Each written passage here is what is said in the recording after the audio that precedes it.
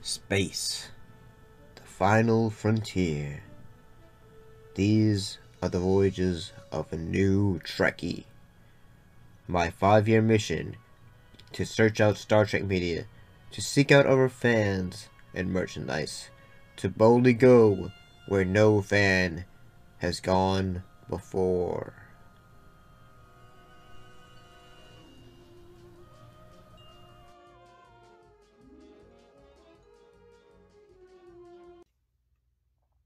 Greetings and salutations, how's everybody doing? So today, at uh we're looking at Star Trek Enterprise, and we're looking at 2 episodes on the episodes Dear Doctor and Sleeping Dogs.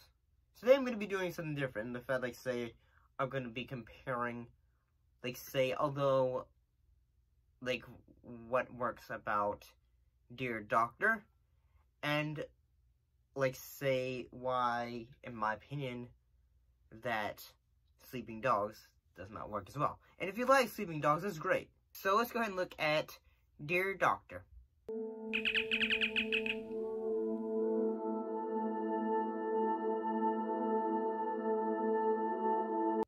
In this episode, Dr. Phlox faces a serious dilemma as a dying race begs for help from the crew of the Enterprise. The cultures consist of 2 related races, but only the more genetically advanced race has been stricken by a planet-wide plague. My people are dying. Will you help us? Before there was a prime directive, the fate of millions weighed on a captain's conscience. I'll be honest, I really like this episode because of the dramatic aspects of this episode. I think that really works. One thing that really works about this episode as well is the use of lighting, the camera work. Whenever we have, moments of Dr. Flex when he is in the foreground, and it's just, he's just, when he has something that is, this is dramatic, that needs to be said, and he hasn't said anything yet, you can feel that, tension that is about to be, let off, because, he's shadowed in darkness. Not okay, you can't see him, but it's shadowed in the fact, he's got some news that he needs to tell that might be bad. And I also like the fact that this episode goes into, his, relationships with another, a co-worker, and him just trying to, huh. I'm suddenly starting to learn more about human interactions with others. And I think all the actors in this episode do a great job. I like the fact this one has a moral lesson of, how do we judge others? How do we, okay, do we give this race of aliens, the advancement to, do what they need to do and all that. And I really like it. I like all the morals it's trying to do. I like, the lessons, and all that. Dr. Phlox, how he's just trying to, what are friends? What is more than a friend? All the questions that he's asking, it's just really good, dramatic moments in the show. And it's really good, honestly. And also, the fact is building character development, at times it's going by, a journal entry, and the fact, Dear Doctor, and all that, and he's trying to, say, what he's doing, how he's, doing during this time frame, how he's feeling and all that, and I really liked it. I think that really helps, and in fact, it gives his perspective of what he is feeling, and I like how this episode is more of a character direct episode. I really like that. I think this one really works. This is also the first time episode that would give the idea of the prime directive, and that, say, the prime directive is, say, you want, you can help others, but you are not supposed to interfere in their culture. And I like the fact that, you know, like, say, it has great character development, great use of lighting, great use of, camera work for cinematography. I really think this episode works a lot. So, let's go ahead and look at the next episode, which is Sleeping Dogs.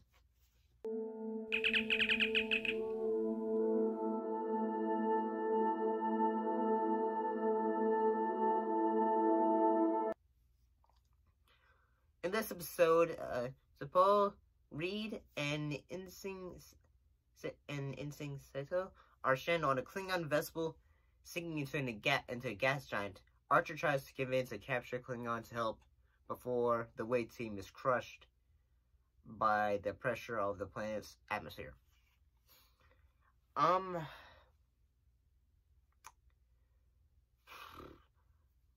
One thing that... Okay, here's what I'll say about this. So, I think it's cool that they brought back the Klingons. Your ship will be destroyed. Remind me to stop trying to help people. But one of the things that doesn't really work about it is, okay, it feels like they forgot, okay, we introduced Klingons in the pilot episode. However, in this episode, they say, oh yeah, the Klingons, we have here some details about them in this episode. And it's almost like they forcing lazy like, oh yeah, Klingons exist in this show. And like, say they talk about, like, say, explain for new viewers what the race is and all that, and it feels kind of like it's just like, oh yeah, we haven't really had them in an episode, so here's this episode, and how would we describe them since this is taking place in the past? And I guess one of my issues with this episode is, although at times this episode has, the cinematography can be nice at times, but what this episode doesn't do is become entertaining. Here's one of the things about, like, say, the Klingons, like, say,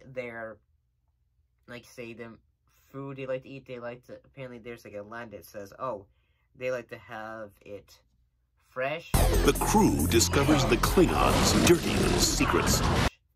And it's basically like these wild creatures that are caged up, and I gotta say,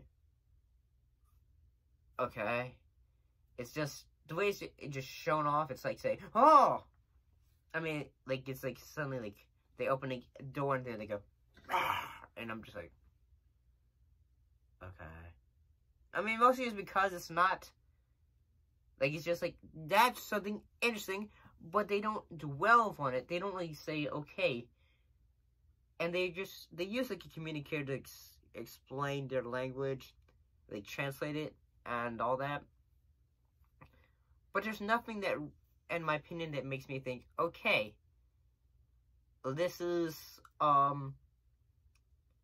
unless, like, say, there'll probably be other episodes that will deal with the Klingons.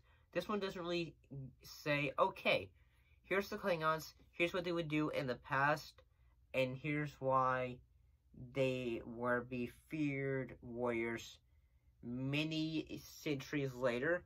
And one thing that doesn't make sense to me, though, is since this is in the past, and, with the Klingons, and although in the, like, the first episode, which was the pilot, they showed, okay, we are using the reference of the Klingons from the, previous motion picture films and all that in the Next Generation. Which makes me think, like, say, if this takes place many years before the Star Trek, like, before Kirk's and all their adventures, wouldn't the race look slightly different? Like, you know, like how they look in the original Trek show? Or am I just thinking too much on that? So, I guess my issue with this episode, is it just doesn't really it has ideas, but it's none of them are really, they have like say, oh, that's interesting, but they don't really delve into it, and there's not really much of things that they keep it okay, cool, and okay, okay. This one doesn't really keep, I'll just be honest with you, it didn't really keep my interest. But, that's just how I feel. I apologize if anyone actually likes this episode out there. But what do you all think of these 2 episodes? Do you like them? Do you dislike them? Put your thoughts in the comments down below. Let me know. And as always, thank you for watching, and I shall be sure to see you next time.